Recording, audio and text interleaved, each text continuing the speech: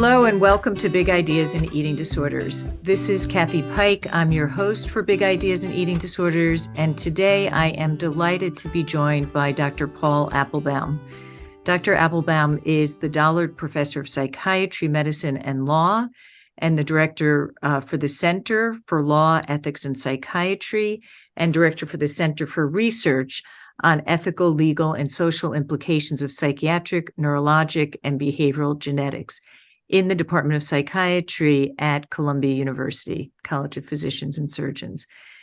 Dr. Applebaum is a world expert and highly regarded in terms of his expertise around the ethical and legal issues in medicine and psychiatry. So we are really fortunate and delighted that you're here and have joined us. Thanks so much, Dr. Applebaum.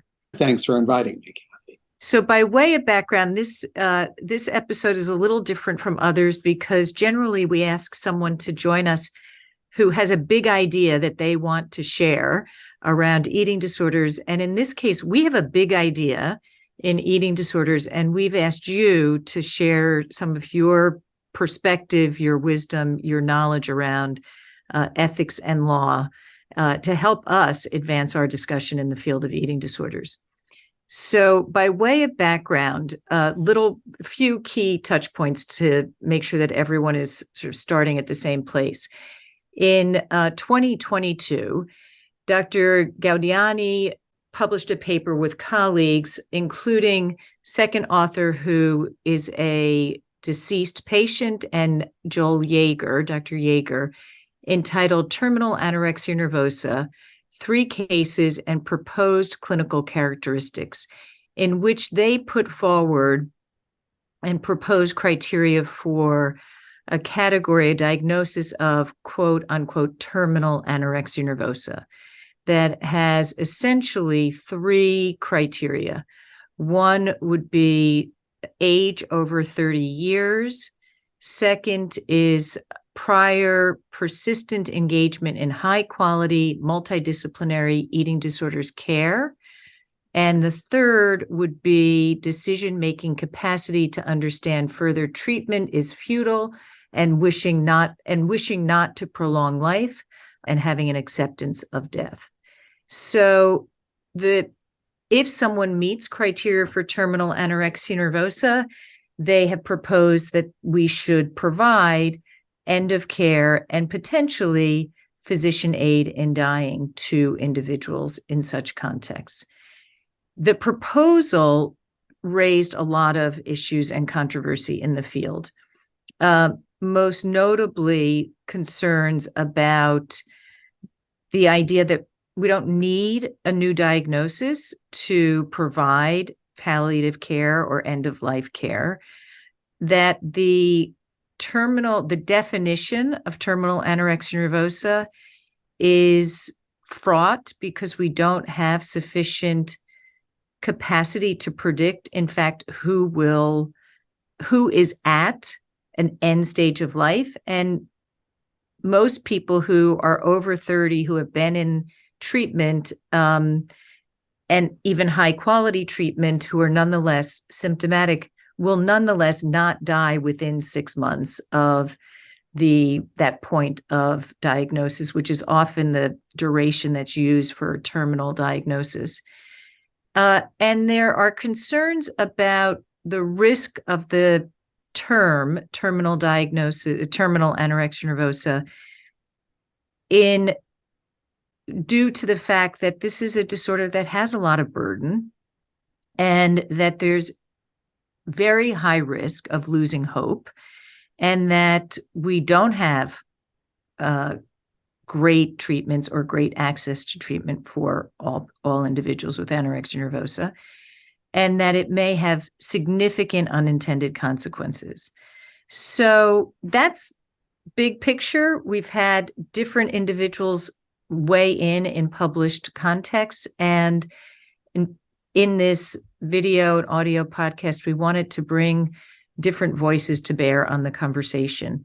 So maybe we could start, if you could help us, just big picture in terms of general ethical framework or principles that you would apply to understanding and advancing this conversation specifically related to anorexia nervosa? Yeah, so thanks for that background, Kathy. I think that's very helpful. I see this discussion about terminal anorexia as part of a broader discussion about the role of what I refer to as physician-assisted death in psychiatry. Some people call it physician-assisted suicide. That's the term that the AMA uses. In Canada, it's called medical assistance in dying, or MAID. But what we're talking about is the provision to patients who desire to end their lives and who meet the criteria, which we can discuss, of medications that would help them end their life. And in this country, 10 states and the District of Columbia today have laws allowing physician-assisted death, which involve the provision of medications that are then taken by the patient themselves.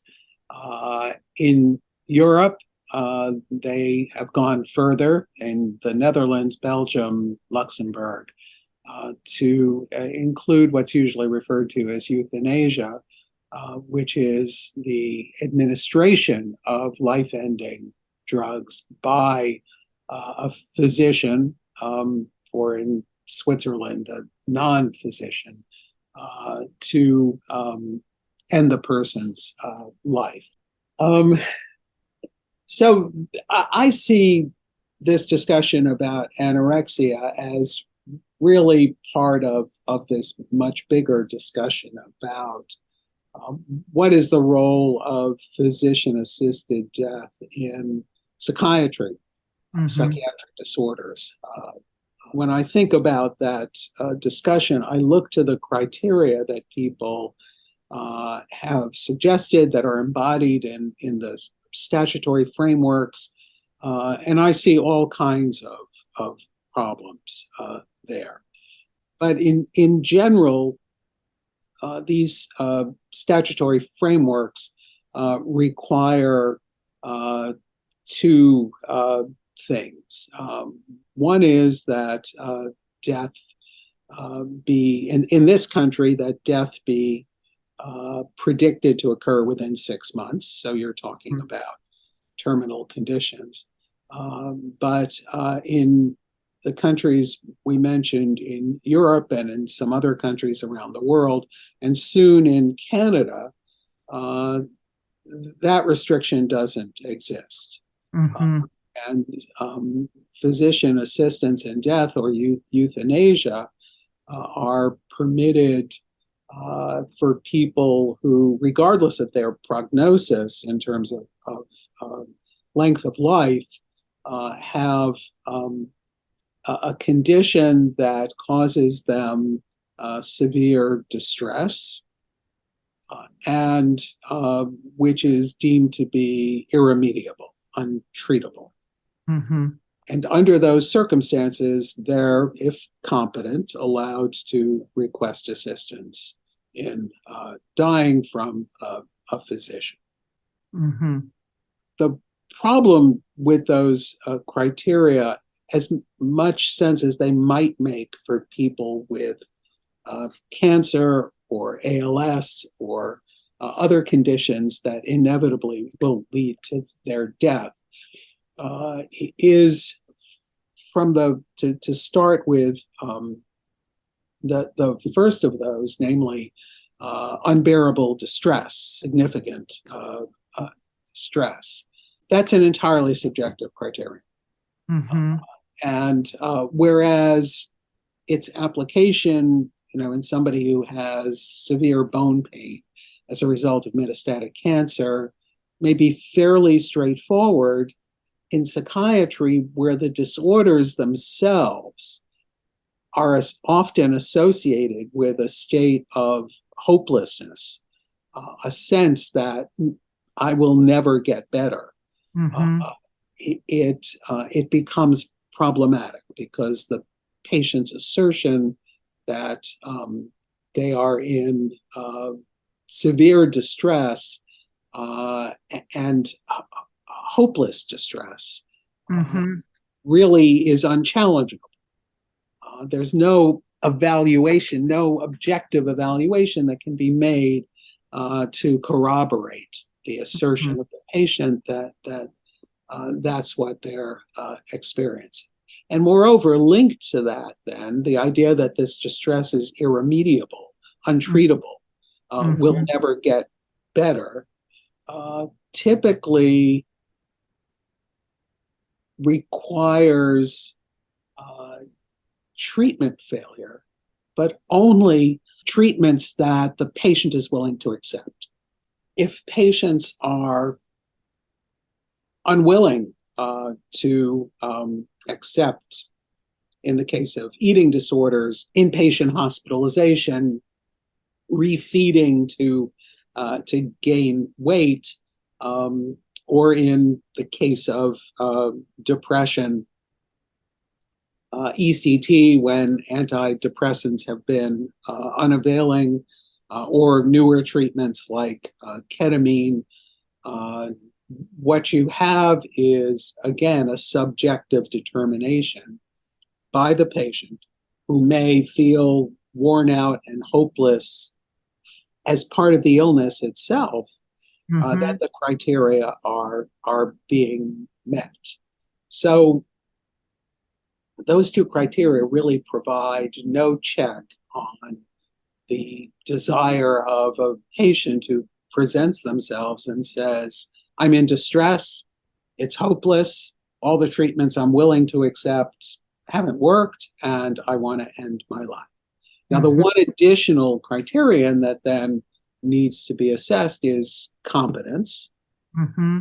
But in general, when a patient is hopeless about the future, whether they meet criteria for major depression or not, when they've reached the point that they simply feel hopeless about the future, but are coherent and apparently rational in every other way, to call a person like that incompetent is not an easy thing to do, and might not, in fact, be upheld by the courts should that determination be challenged.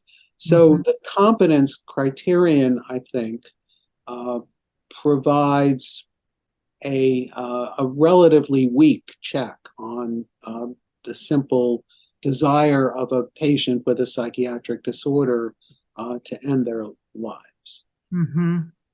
To pile on a little here, we know from research in the Netherlands, which along with Belgium has been doing this longer and for more people than anyone else, that these assessments are often perfunctory, that the patient's word is accepted on distress and irremediability, and the capacity assessment seems to be based on a global judgment. Is this person grossly irrational?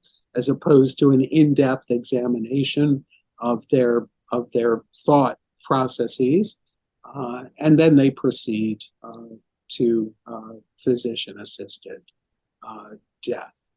So in those are the things that one worries about with regard to the criteria. There's also the policy perspective here, which I think you alluded to in your introduction, which is that we need to think a little bit about the consequences of making available assistance in ending one's life for people with psychiatric disorders, and what impact that's likely to have on the care system as a whole, as well as on the individuals within that system.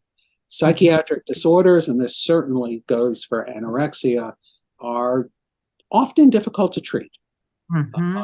and can result in frustration on the part of the treater as well as on the part of the patient.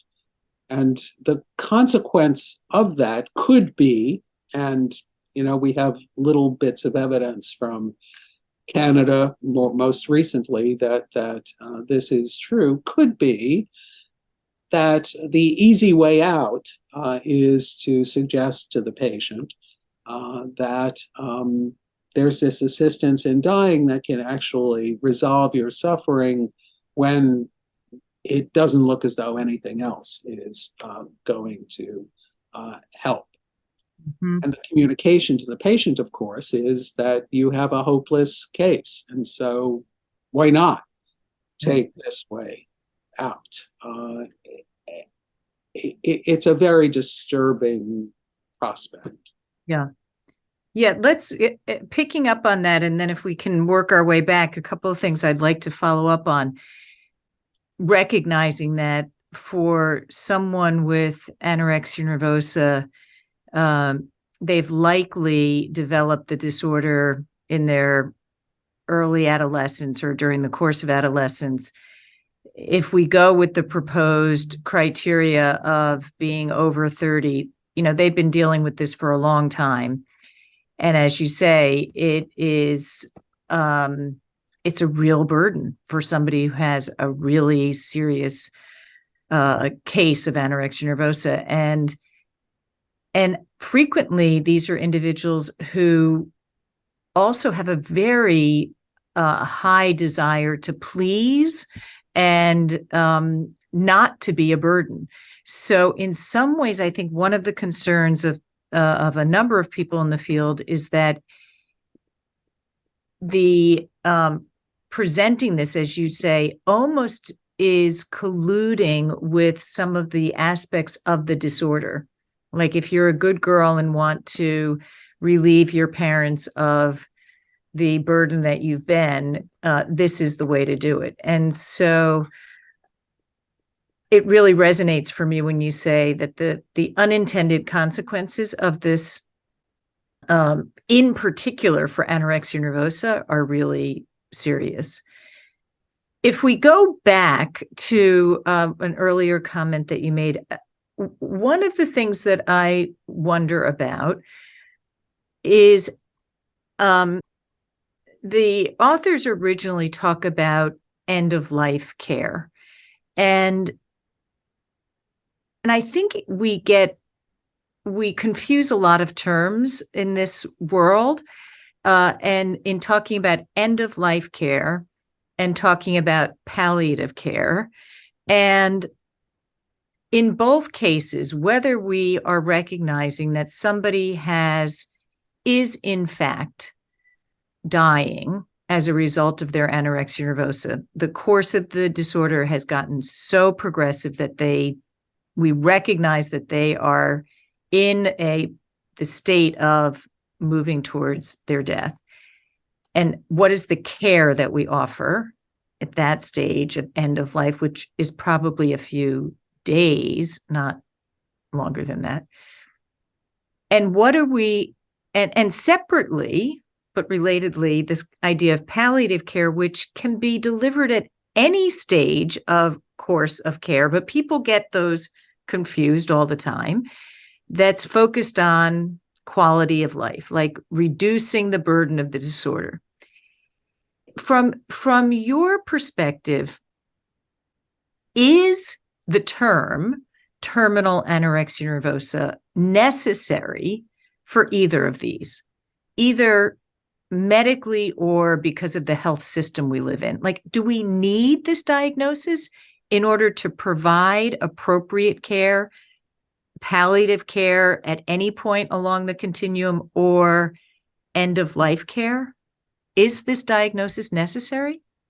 No, I don't think that it is. And I know that some of the leading people in eating disorders care in this country have great concern about labeling patients as terminal, because it can become a self-fulfilling prophecy. Mm-hmm. And patients may take to labeling themselves as terminal, which in turn is self-fulfilling. Mm-hmm. It, it seems very problematic from that perspective. Moreover, once that term is out there, even if the authors of the Journal of Eating Disorders paper that proposed these criteria would apply it cautiously, it is not to say that it will be applied cautiously in the real world. Mm-hmm. And you know, one aspect of this that we haven't talked about yet, although you alluded to this as well in your introduction, is that high quality care for anorexia nervosa is not universally available, Mm-hmm. even for people who have insurance, even if their insurance is willing to pay for it. And both of those can't be taken as givens. There are a relatively small number of high quality programs that treat eating disorders, treat anorexia, and they are often full. It's not always possible to get people into them. They're sometimes in remote locations from where the person lives, and that is not an expense that everybody can afford. Mm-hmm. And it will the term will come to be applied, I fear, to people who could be treated, but for whom we simply haven't built a good enough system to make that care available. And so it will have a pernicious effect well beyond what the authors who proposed it anticipate or themselves would do.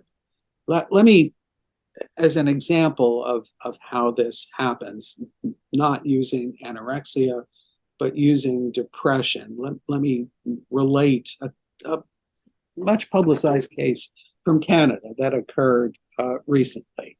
A woman presented at an emergency room in Western Canada, depressed and suicidal.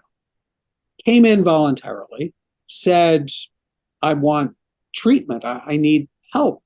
I'm afraid I might hurt myself. She was told, well, the inpatient unit is full. And to see an outpatient psychiatrist here there's a long waiting list. It's going to take a long time. But we have another option for you, which some patients find to be very comforting. We have physician-assisted death, medical assistance in dying, they call it in Canada. And maybe that's something you should consider. Now, the ethics of suggesting to patients who are seeking care that they might want to end their lives instead are horrific. The dedication to the well-being of the patient, the principle of beneficence, much less the principle of non-maleficence, first do no harm, are both violated in that account. Nonetheless, it happened. And it didn't happen in some country without advanced psychiatric care. It happened in Canada.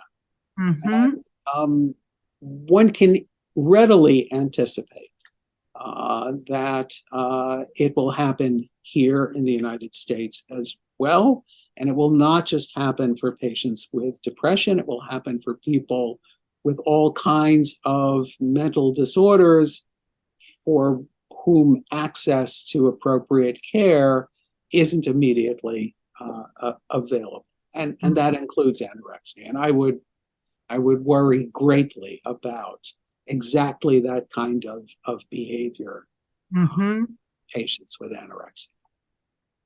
So the misapplication, even if Dr. Gaudiani and colleagues intended it in a very narrow, with a very narrow lens. The misapplication, as you illustrate here, is seriously high risk, right? Well, and seriously high risk for patients and their families, right? And I wonder, Paul, if you could comment on the, we run the risk of losing individuals who actually could recover, because they, at the darkest hour, die instead of making it through. What do you see as the potential, which is tragic?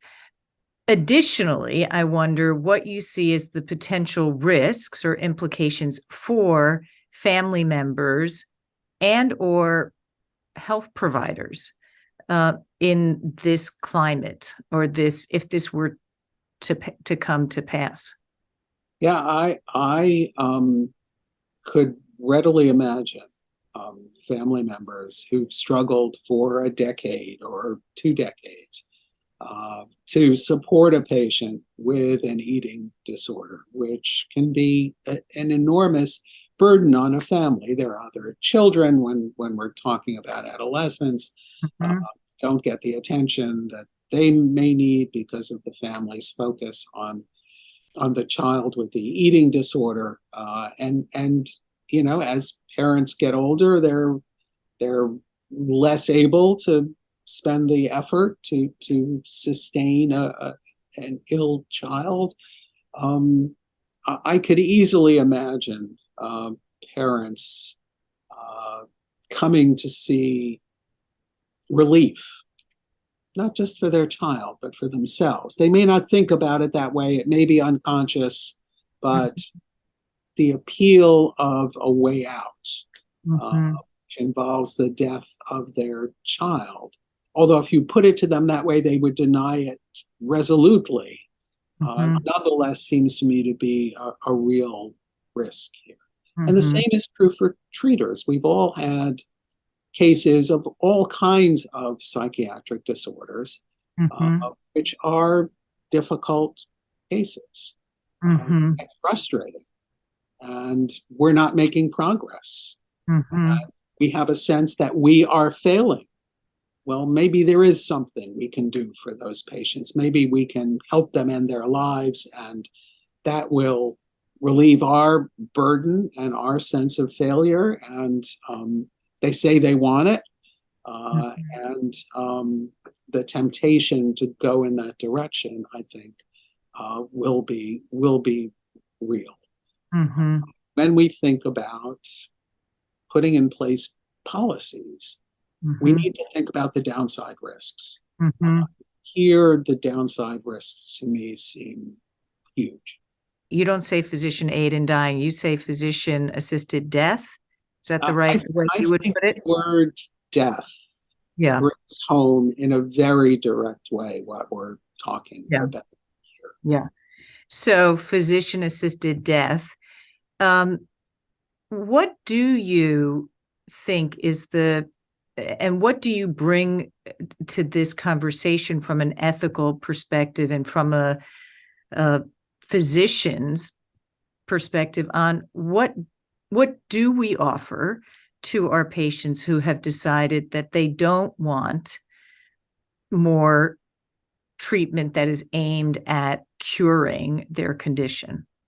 I was trained in another era when nonetheless that was a very real question. Patients who might not want more treatment, or for whom treatment has simply not been terribly effective. And I was trained to view my role as a physician in those cases as to be with and not to abandon my patient.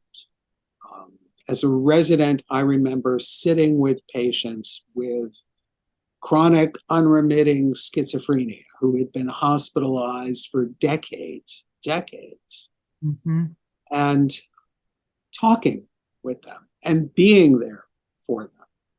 Did they get better as a result of my attention? No. Their condition was as it was the year before and the year before that, and as it would be the following year.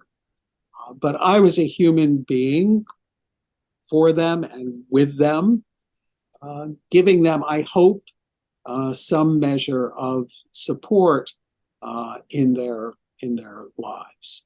And it seems to me that for us to move away from that, which I think we have with this focus on helping people die as opposed to helping people live, is a bad turn. The ethics of medicine should be focused on beneficence and non-maleficence, sustaining people, helping people, being with people. When there's nothing more we can offer ourselves. We can offer human contact and support. As you describe, sitting with individuals with schizophrenia who are highly symptomatic, have been symptomatic for decades. And actually, what comes to mind for me is I hear you say there's a certain experience of acceptance of being with the individual in the state that they're in, and that is caring for the individual at that moment. And so if we just carry that a little bit further out, in those situations, because it is true that anorexia nervosa can be a very serious and, in fact, a fatal condition for actually a very small percentage of individuals who develop anorexia nervosa. But it is a possibility and it is a risk. And some people do die from this disorder. And if they are at this end stage, what do you imagine? What would you imagine, or how would you want to be with that person in that end stage of life? What's the role at that point for all of us as caregivers, whether professionally or as loved ones?